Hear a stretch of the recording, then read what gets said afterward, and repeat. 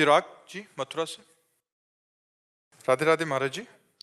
महाराज जी, नकारात्मक विचार मुझसे पाप करवा देते हैं महाराज जी, ऐसे विचारों को मैं कैसे दूर करूं महाराज जी? सत विचार, असत विचार, ये दो बुद्धियां हमारे अंदर है, कुमति और सुमति। जहां कुमति बढ़ती है तो फिर असत विचार, बस नकारात्मक सोच, जो निगेटिव सोच है। हाँ, ये इसको हटाने के लिए पहले भोजन शुद्ध करो, फिर नाम जप, शास्त्र स्वाध्याय, सत्संग सुनो, इससे बड़ा लाभ मिलेगा। भोजन शुद्ध करो। कोई नशा तो कैसे कैसे बुद्धि शुद्ध कैसे होगी?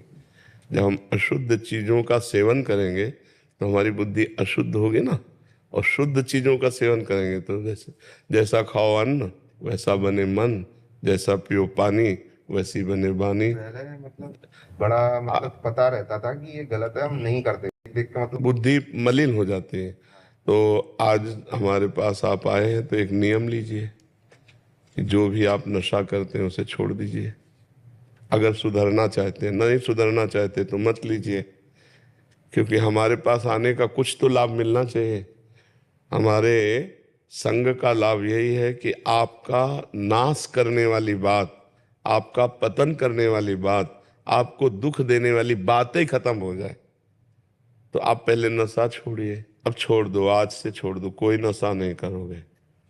नहीं, जिया जा सकता है बिना नशे के, जिया जा सकता है। लाखों लोग जीते हैं बिना नशे के। ये तो बुद्धि की मलिनता है जो लोग ऐसा कि मैं बिना नशे, वजह से उसमें ये लगता था कि इससे मैं तनाव मुक्त हो जाऊंगा, बट उससे वाह, तनाव मुक्त होने के लिए शास्त्र में नहीं, एक साइकिल नहीं चला सकता, तनाव मुक्त हो रहा है। मोटरसाइकिल लेके मुंह भरा गिर रहा है। शराब पीने वालों की दुर्दशा है। शराब शरीर के लिए हानिकारक है, धर्म नष्ट करती है, बुद्धि भ्रष्ट करती है। कौन शराब पीकर उन्नति को प्राप्त हुआ है, आध्यात्मिक या लौकिक? विचार करके देखिए। ज्यादा पी लो तो पड़े पड़े लघु शंका करो, कहीं नाली में पड़े हो, कहाँ पड़े हो, कोई होश नहीं। तनाव मुक्त होना है तो राधा नाम का ध्यान कीजिए, तनाव मुक्त हो जाएंगे। जन्म जन्म का तनाव नष्ट हो जाएगा। पहले व्यसन छोड़िए। और भोजन शुद्ध, भोजन में क्या शुद्ध है? बाजार का बहुत खाता हूँ, अब घर का शुरू कर। हाँ, भोजन शुद्ध कीजिए, तभी निगेटिव बुद्धि को हम कंट्रोल कर पाएंगे। नहीं तो उसको जब रजोगुणी तमोगुणी भोजन मिलेगा तो निगेटिव ही सोच फेंकेगी, और ये निगेटिव बढ़ जाए तो डिप्रेशन में पहुंचा दे। थोड़ा सा इसकी थोड़ा सा अनुभव होता है। हाँ, नहीं, बहुत खतरनाक है ये। ज़्यादा निगेटिव हो जाए तो आज से करना मत, क्योंकि आप हमारे सामने नियम ले रहे हैं। अब अगर तोड़ा फिर कैसे? जहाँ से उठना है वहीं की बातें अगर छोड़ दी, वहाँ का नियम छोड़ दिया तो फिर कहाँ उठोगे? मान लो गिरने के तो लाखों चांस है, लेकिन उठने के चांस कम मिलते हैं। ये भगवान ने आपको चांस दिया है, आप उठ जाइए। आप गलत मत कीजिए और नाम जप कीजिए, ठीक है? अश्विनी गर्ग जी। लेट नाइट तक काम करना और वीकेंड पे ऑफिस का। महाराज जी, चिंतन में काम, क्रोध, लोभ, मोह, भय, अहंकार आदि सब छठ विकार हैं। इन सब में क्रिया भी हो जाती है। चिंतन व क्रिया दोनों में विकार कैसे छूटे? अहम भाव देखो, बहुत तेज है। क्रिया पहले नहीं होती, पहले चिंतन होता है। जो चिंतन में हमें सुख देता है, काम या जो भी भोग, वो क्रिया में नहीं होता। आप देख लो, अगर क्रिया में होता तो क्रिया के बाद तृप्ति हो जानी चाहिए ना। फिर चिंतन होता है, फिर लगता है इस तरह से इसको ऐसे इस पदार्थ को भोगा जाए तो सुख मिलेगा। बस यही नाश का कारण है। ध्यायतो विषयान पुंसान संगास्तेषु उपजायते, संगात संजायते कामः, कामात् क्रोधो विजायते, क्रोधात् भवति सम्मोहा, सम्मोहा स्मृति विभ्रमा, स्मृति भ्रंशात् बुद्धिनाशो, बुद्धिनाशात् प्रणश्यति। जब हम विषयों का ध्यान करते हैं, चिंतन करते हैं, वो खाली समय हमने क्यों दिया? उस समय हमें नाम चिंतन करना चाहिए, भगवान का चिंतन करना चाहिए। तो जब भगवान के चिंतन के साथ गलत चिंतन चलता है तो गलत चिंतन नष्ट हो जाता है और भगवान का चिंतन विजयी होता है।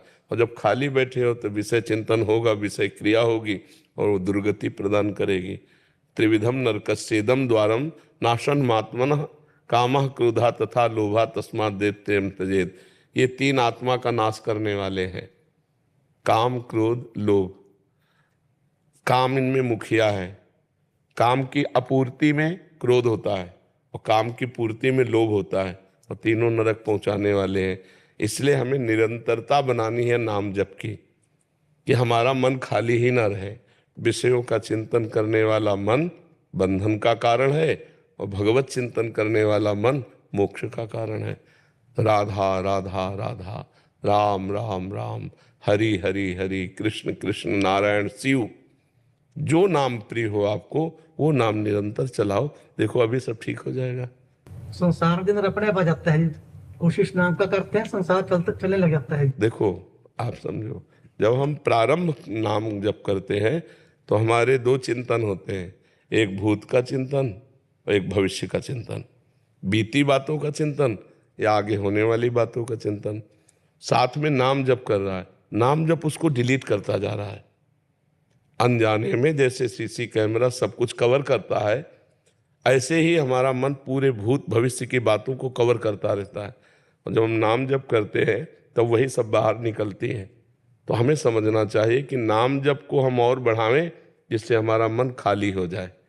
खाली निर्मल मन भगवान का साक्षात्कार करता है, मलिन भरा हुआ मन प्रपंच युक्त होता है।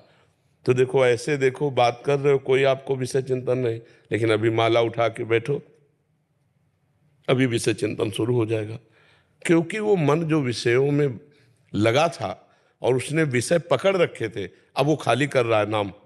अब वो मंत्र जब से डिलीट हो रहा है, तो आपको उत्साहित होना चाहिए, गंदगी निकल रही और खूब नाम जप करो, धीरे धीरे ठीक हो जाएगा। पर 3 दोष ज्यादा हैं जी मेरे में। एक तो मेरे को अहंकार आता है जी। देखो 6 दोषों में हर दोष सबके अंदर रहते, काम क्रोध लोभ मोह मद मत्सर। अब आप पकड़ पाए तो 3 को पकड़ पाए, हैं तो 6, और 6 के 66 है, 6 के और भी विस्तार है ना, उतना ही थोड़ी, वो तो पूरा परिवार आ जाएगा। एक आ जाए तो पूरा परिवार आ जाएगा। ईर्ष्या द्वेष नाना प्रकार की और भी बात, हमको मूल से उड़ाना है। उसको उड़ाने के लिए भगवान नाम जप है। बस हर समय नाम जप करते रहो, चिंता मत करो, अपने आप सब ठीक हो जाएगा। आप नाम जप को पकड़ो, एक है साधे सब सदे और सब साधे सब जाए। अगर नाम जप पकड़ लिया तो सब ठीक हो जाएगा। ये हम अनुभव की बात कहते हैं आपको। नाम जप में निरंतरता कैसे लाई जाए? जैसे हमको धन के चिंतन में निरंतरता लानी नहीं पड़ती, स्वयं बनी रहती है। जैसे शरीर का हम ध्यान नहीं करते पर हर समय ध्यान रहता है, तो अगर हम ये मान लें कि भगवान का नाम सर्वोपरि धन, भगवान का नाम सबसे बड़ा सुखदाता और भगवान का नाम लोक परलोक में मंगल करने वाला, तो भूलेंगे ही नहीं। हर समय भगवान के भजन में रति हो जाएगी। जैसे गरीब आदमी 1-1 रुपया कमाता है ओवर टाइम अधिक मेहनत करके, ऐसे हम ओवर टाइम करके भगवान का नाम जब कमाएं, जहां फुर्सत मिले वहां राम राम राधा राधा राधा रटने लगे। इसमें कोई पैसा तो लगता नहीं। अच्छा, इसमें नहाने धोने की कोई बात नहीं कि आप नहाए धोए हो तभी जप सकते हो। नाम तो जैसी भी परिस्थिति हो, जैसे भी हो, आप उसमें नाम जप किया जा सकता है। मंत्र जप के लिए विधान है, वैदिक मंत्रों के लिए कि आप नहा धोकर पवित्र होकर, लेकिन नाम जप तो किसी भी अवस्था में किया जा सकता है। तो अभ्यास करें, हम नाम पर महत्व बुद्धि रखें तो हमारा नाम निरंतर चलने लगेगा। जी।